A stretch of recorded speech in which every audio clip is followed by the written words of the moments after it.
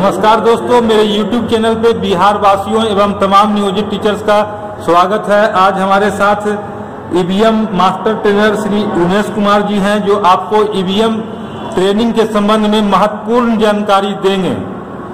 उमेश कुमार जी, मेरे चैनल पे आपका बहुत बहुत स्वागत है। आज हम इनसे जानेंगे कि प्रिजाइडिंग ऑफिसर P1, P2 एवं P3 का क्या कार्य सुनिश्चित है इलेक्शन कमीशन के द्वारा। हमारे जो भी प्रतिनियुक्त पदाधिकारी होते हैं जिस बूथ पर, उस बूथ में एक स्पेसिफिक क्षेत्र बना हुआ रहता है कि निर्धारित है तो उस बूथ पे यहाँ जाना है।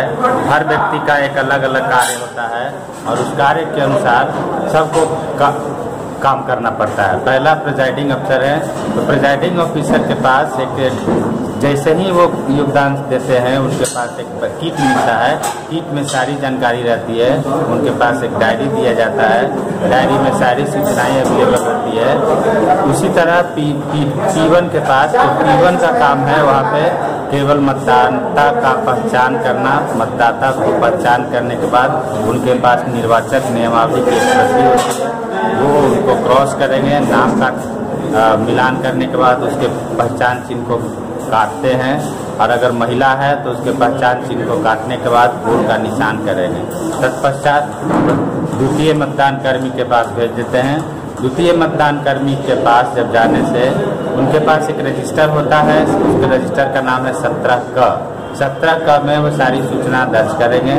और अंतिम कॉलम जहाँ पे अभियुक्ति है, उनके द्वारा जो दस्तावेज, प्रमाणक दस्तावेज जो 12 हमारे द्वारा भारत सरकार या निर्वाचन आयोग के द्वारा जो निर्धारित किया गया है, उस 12 प्रमाणक दस्तावेजों में से जो भी प्रस्तुत किया जाता है उसके अंतिम 4 अक्षर या अंतिम 4 अंक उसमें दर्ज करना होता है।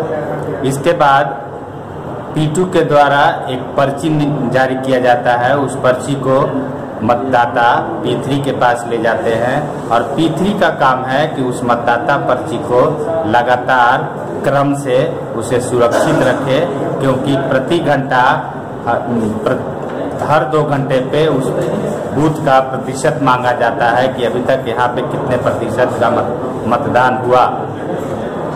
जैसे ही वो अंतिम प्रक्रिया में गुजरते हैं, वो पर्ची उनके पास जाती है, पर्ची अपने पास रख लेते हैं और पहचान उनकी उंगलियां में रंगने का जो काम होता है वो कर देते हैं। उसके बाद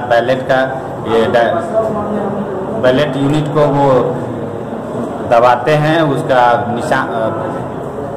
तत्पश्चात हमारा जो वोटर्स है, बैलेट के सिग्नल मिलने के बाद वो चला जाता है वोटिंग कंपार्टमेंट में, अपना वोट कास्ट करता है।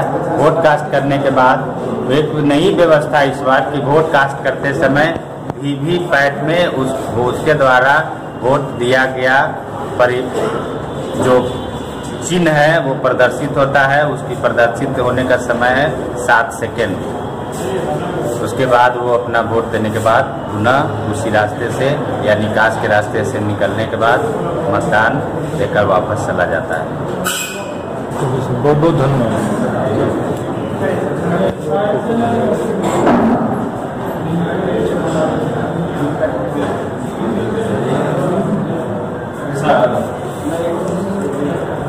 खराब है क्या?